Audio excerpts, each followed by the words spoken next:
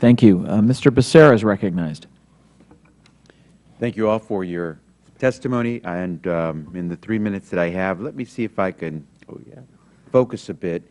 I know we've been talking quite a bit about the treatment of debt and equity for corporations, how we move forward with the tax code that tries to reform our system of taxation and make us more competitive. But I think most eyes that are focused on the Congress today and on Washington, D.C. are still worried about the debt issues that confront us right now. Mr. Bartold, perhaps you can give me an answer to this question.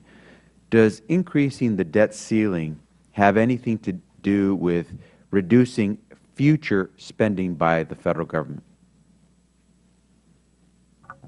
Well, Mr. Becerra, I'm not an expert on the overall fiscal position in the United States. I mean, the members of Congress vote on outlays and vote on revenues. But in terms of future spending, spending next year, spending in 10 years, if we vote in Congress to increase the debt ceiling limit today or before August the 2nd, does that have anything to do with what we will spend directly in 2020? Well, sir, as a simple statutory matter, the two issues are separate. Okay.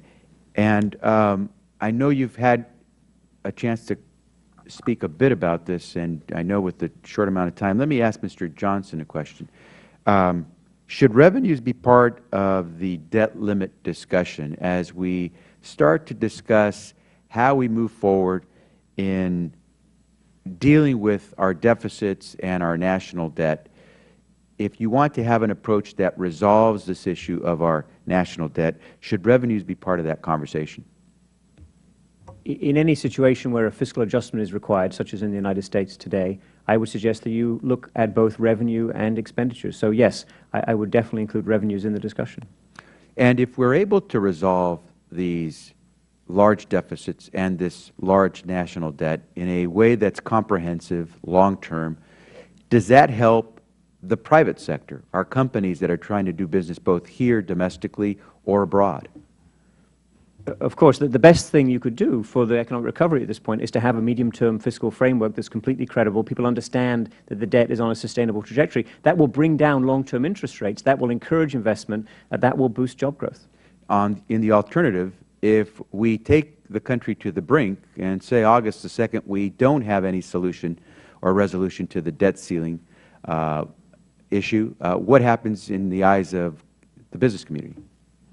We don't know what happens, but we don't want to find out.